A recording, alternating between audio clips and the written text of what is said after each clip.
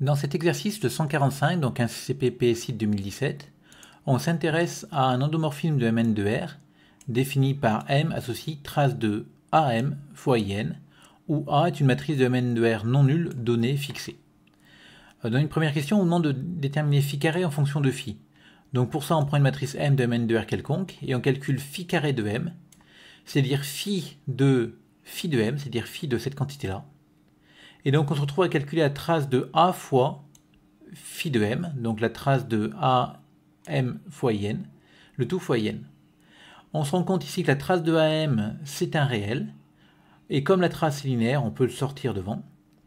Et on obtient du coup la trace de A fois IN, c'est-à-dire la trace de A, ici, le tout fois IN. Donc on a trace de AM fois trace de A fois IN.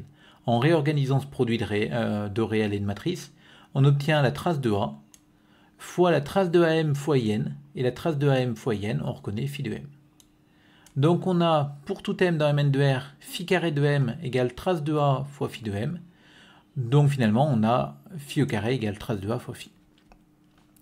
Alors ensuite, on vous demande de donner une condition nécessaire suffisante pour que phi soit diagonalisable et donné sous espace propre. Alors il y a plusieurs manières d'aborder la question ici. J'ai choisi une manière dans le corrigé. Je vais juste dire deux mots d'autres angles d'attaque.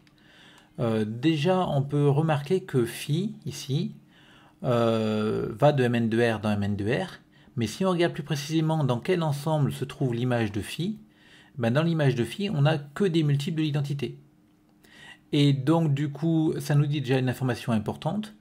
Comme l'image de phi est inclue dans vec de IN, ça me dit que l'image de phi est de dimension O plus 1, et donc le noyau sera de dimension au moins N-1. Ce qui fait qu'il ne nous restera plus beaucoup de matrices à tester pour voir ce que ça pourrait donner. Et bon, après, l'idée étant que donc on aura ici 0 qui sera valeur propre de multiplicité au moins N-1. Et on pourrait chercher notre valeur propre. Et si on cherche une valeur propre non nulle, on va la chercher naturellement dans l'image de phi. Parce qu'on sait que si phi de M égale lambda M avec lambda non nul, alors M c'est 1 sur lambda fois phi de M, donc ça appartient à l'image de phi. Donc ça veut dire que si je cherche un vecteur propre associé à une valeur propre non nulle, il faut le chercher sous la forme d'un multiple de l'identité. Et quand on calcule phi de l'identité, on obtient la trace de A fois identité, et donc deux possibilités, soit la trace de A est nulle, auquel cas on obtient la phi de IN égale 0, donc c'est un vecteur propre associé à valeur propre 0, soit la trace de A est non nulle, auquel cas on obtiendra que IN est un vecteur propre associé à la valeur propre trace de A, qui sera différente de 0, et donc comme ça on aura trouvé deux valeurs propres avec des espaces propres de bonne dimension, on aura la diagonalisabilité. Bon, tout ça je ne l'ai pas écrit ici, comme je vous dis, je vais exposer une autre manière, mais attention, il y a encore d'autres manières de faire que celle que j'ai faite ici. Donc, on va d'abord chercher quelles sont les valeurs propres possibles de phi. Donc, si lambda est valeur propre de phi, et si x est un vecteur propre associé, alors on a phi de x égale lambda x, phi carré de x égale lambda carré x, donc c'est classique. Et finalement, comme on a phi carré moins trace de a phi égale 0, donc c'est ce qu'on a obtenu à la première question, si j'applique en x, j'obtiendrai que phi carré de x moins trace de a fois phi de x égale 0, et avec les égalités qu'on a obtenues là, on va obtenir lambda carré moins trace de a fois lambda x égale 0. Comme x est non nul, c'est un vecteur propre, on obtient que le coefficient qui est devant est nul, donc lambda carré moins trace de a lambda égale 0. Donc ce qu'on vient de démontrer là, c'est que si lambda est une valeur propre de phi, alors lambda est solution de cette équation-là, donc lambda vaut soit 0, soit trace de a. Mais attention, c'est qu'une condition nécessaire, donc on a démontré en fait ici que le spectre de phi est inclus dans l'ensemble 0 trace de a, ou encore que les deux seules valeurs propres possibles de phi sont 0 et trace de a, mais on n'a pas prouvé que 0 était valeur propre, ni que trace de a était valeur propre encore. Donc après ici on va faire deux cas, donc suivant des cas qu'on a vus dans l'autre méthode finalement, si trace de a est différente de 0. Alors dans ce cas-là on a exactement deux valeurs propres possibles. On va dans ce cas-là chercher le noyau. Encore une fois, ici, on aurait pu chercher l'image. Donc le noyau, c'est un élément qui vérifie phi de m égale 0, donc trace de am in égale 0. Et comme in n'est pas la matrice nulle, ce produit-là d'un scalaire fois une matrice est nul, c'est seulement si le scalaire est nul ou la matrice est nulle. Donc comme la matrice n'est pas nulle, ça veut dire que le scalaire est nul, donc on a trace de AM égale 0.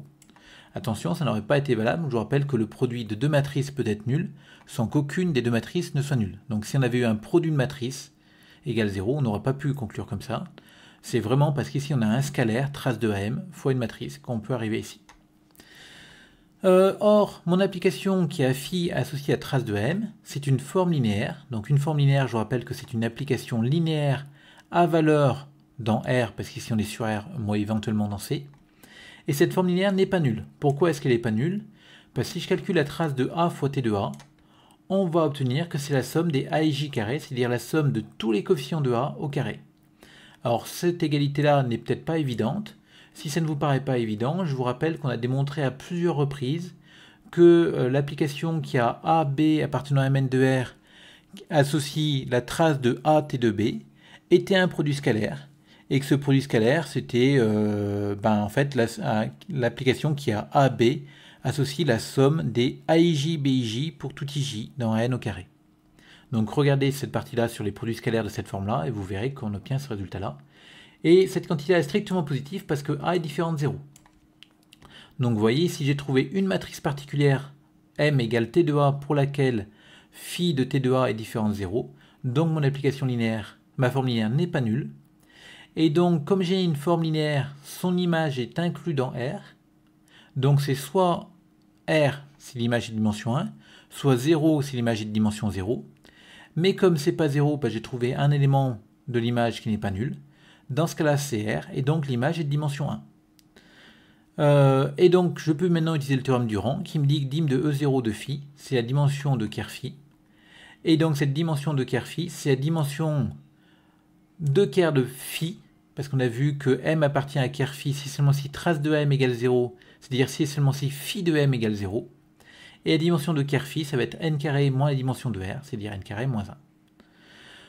Donc on a obtenu que la dimension de 0 de phi est égale à n carré moins 1. Maintenant, on va démontrer aussi que trace de A est une valeur propre. Donc pour ça, on va tout simplement calculer phi de in. Donc vous remarquerez que par rapport aux remarques que j'ai fait avant de faire cette preuve-là, on avait vu que si on avait cherché un vecteur propre associé à une valeur propre non nulle, on le prenait dans l'image, donc sous la forme d'un multiple de in. D'où l'idée ici quand même qui reste de tester in. Donc pourquoi c'est bien un vecteur propre? Quand on calcule phi de in, ça va faire trace de A fois in. Donc in, c'est un vecteur propre. Alors bien sûr, c'est non nul, in. Donc c'est un vecteur propre. In est un vecteur propre de phi associé à la valeur propre trace de A. Et donc la dimension de l'espace propre associé à la trace de A est au moins égale à 1. Donc quand on regarde la somme des dimensions de ces deux espaces propres, ça fait au moins n carré. Mais on sait que la somme des dimensions des espaces propres d'une application, d'un endomorphisme, c'est au plus égal à la dimension de l'espace sur lequel l'endomorphisme agit. Donc ici, à la dimension de Mn de R, c'est-à-dire n carré. Donc on a d'un côté la somme des dimensions de tous les espaces propres qui est inférieure ou égale à n carré, et la somme des dimensions de deux sous-espaces propres qui est au moins égale à n carré. Donc finalement, la somme des dimensions des espaces propres est égale à n carré. La dimension de E trace de A est égale à 1. Donc E trace de A est égal avec 2 in. Et en plus, on obtient qu'on n'a pas d'autres valeurs propres, mais ça on le savait déjà. Et du coup, la somme des dimensions des espaces propres fait n carré, qui est la dimension de Mn de R, donc phi est diagonalisable. Maintenant, l'autre cas, c'est si la trace de A est nulle. Alors, phi a une seule valeur propre possible dans ce cas-là, qui est 0, parce qu'on a vu qu'il y avait 0 et trace de A, mais si trace de A égale 0, finalement, ça fait que 0. Et donc, si phi était diagonalisable, alors il existerait une base formée de vecteurs propres dans laquelle la matrice de phi serait nulle, donc on aurait phi égale 0. Or, phi différent de 0, pourquoi? Je reprends toujours le même t de A. Phi de t de A, ça ne va pas faire 0. Parce que ça fera la trace de A fois t de A fois in. Et trace de A fois t de A, c'est strictement positif. Donc du coup, par l'absurde, on obtient que phi n'est pas diagonalisable. Dans ce cas-là, on aurait pu calculer encore une fois E0 de phi. Et E0 de phi, c'est toujours égal à de phi, oui, c'est toujours égal à ker de phi, de petit phi, qui est de dimension n carré moins 1. Donc finalement, mon phi est diagonalisable si et seulement si la trace de A est différente de 0. Et les espaces propres, on les a donnés dans la réponse, suivant les cas. Donc si trace de A égale 0, on a un seul espace propre qui est quart de phi. Et si la trace de A est différente de 0, on a deux espaces propres, E0 qui est toujours égal à quart de phi, et E trace de A qui est égal avec 2 n.